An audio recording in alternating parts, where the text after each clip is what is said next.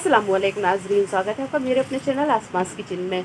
तो आप लोग कैसे हैं? अल्हम्दुलिल्लाह मैं बिल्कुल ठीक हूँ और उम्मीद करती हूँ कि आप लोग भी ठीक होंगे। तो आज रमज़ान का 14वां रोज़ा है और 14वें रोज़े की मैं रूटीन शेयर करने जा रही हूँ। तो आइए चलते हैं किचन में। तो ये देखिए इफ्तारी की हमारे यहाँ तैयारी शुरू हो गई है। तो ये हमने मैदे का डो तैयार कर लिया है और ये हम बना रहे हैं पोटैटो समोसा रोल। और यहाँ पर हमने मटन को मेरीनेट करके रखा है। ये हम बना रहे हैं मटन पसंदे।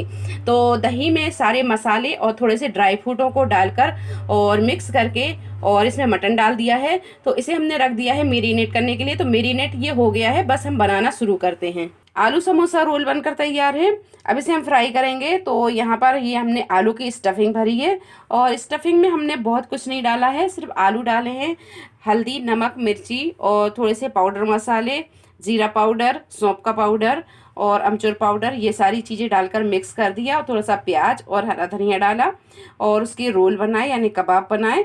और फिर ये मैदे का जो डो हमने तैयार किया था, इसे बेल कर इस तरह की लंबे लंबे पीसों में से काट लिया और फिर जो आलू के कबाब बनाए थे वो आलूओं के कबाब को अंदर से स्टफिंग करके और इसे रोल कर दिया। तो ये आलू रोल समोसा बनकर तैयार है। अब इसे हम फ्राई कर लेंगे।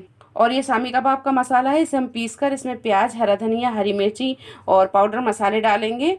तो पाउडर मसालों में भी लाल मिर्च, चाट मसाला, जीरा पाउडर, गरम मसाला पाउडर, ये सारी चीज़ें डालेंगे।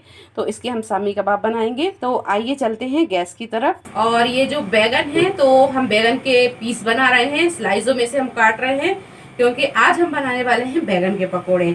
तो जल्दी जल्दी से हम इसके स्लाइस बना लेते हैं।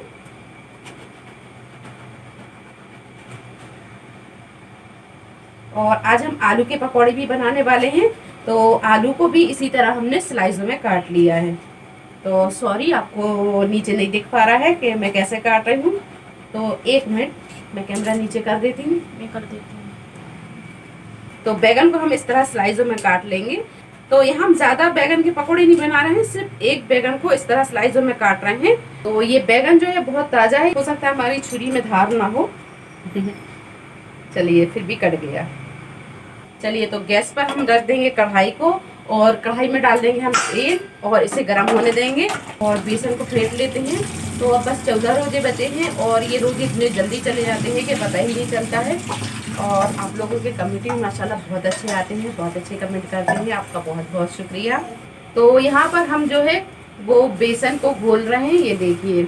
और तब तक हम ये ऑयल गर्म हो गया है, तो जो समोसा रोल हमने बनाए हैं उन्हें हम फ्राई कर लेंगे। तो ये बेसन को हम अच्छे से घोल लेते हैं पहले। तो ये देखिए, देखते ही देखते 14 रोजे निकल गए हैं और बस 15 या 16 रोजे बचे हैं। तो ये भी बहुत जल्दी निकल जाएंगे। और ये दूसरा असरा जो चालू हो गया है, ये मग़फ़िरत का असरा है। आप इसमें बहुत माफ़ी मांगे और ज़िक्र करते रहें, नमाज़ पढ़ते रहें, कुरान पढ़ते रहें।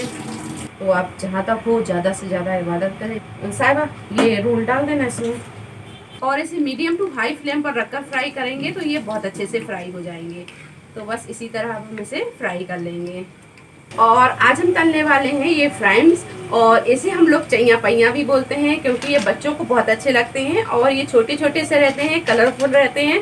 तो आज हम इसे भी तलेंगे क्योंकि ये साहिबा को बहुत पसंद आते हैं। तो इसे हम तल लेते हैं। ये आलू के पकौड़े भी फ्राई हो गए हैं और 4 बजे से मैं शुरू करती हूँ क्योंकि आटा पीटी का काम जो रहता है चॉपिंग का, वो 4 बजे से शुरू कर देते हैं और फिर असर की नमाज़ पढ़ने के बाद में इन्हें हम फ्राई करते हैं। तो बहुत सी चीज़ें रहती हैं फ्राई करने के लिए, तो इसीलिए टाइम भी लग जाता है।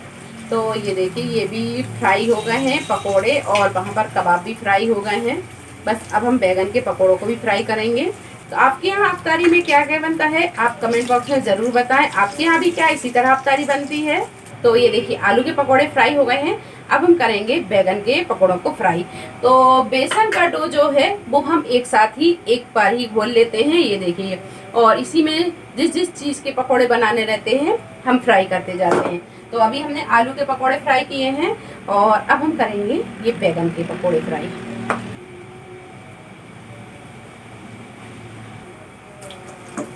तो हमारे यहाँ जो अफ्तारी बनती है वो थोड़ा सा फरमाइशों पर भी बनती है कि आज ये बन जाए, आज वो बन जाए। तो इसीलिए हमें थोड़ा सा टाइम लग जाता है। तो ये बैगन के पकौड़े जो हैं वो भी फरमाइश पर ही बन रहे हैं, अफ्तारी थोड़ी ज़्यादा हो जाती है। ये देखिए बैगन के पकोड़े भी अच्छी तरह फ्राई हो गए हैं। ये देखिए बस इसे भी ले जाकर अब हम रखेंगे दस्तरखान पर। बैगन आलू के पकोड़े निकालने के बाद में अब हम फ्राई कर रहे हैं पालक और प्याज के पकोड़े। और दूसरी साइड हमने कढ़ाई चढ़ा दी है, तो वहाँ पर हम पोहा तैयार कर रहे हैं। तो ये देखिए मटन पसंदे बनकर तैयार है। बहुत ही टेस्टी ये सालन लग रही है। आप इसे चावल के साथ खाएं, ये बहुत मज़े की लगती है। आप इसे रोटी के साथ भी खा सकते हैं। और दूसरी साइड हमने रख दिया है दूध को पकने के लिए। दूध हमारा सुबह आता है, तो उसे सुबह भी हम गर्म कर लेते हैं और शाम को भी हम इसे गर्म करते हैं। तो ये दूध को हमने रख दिया है पकने के लिए।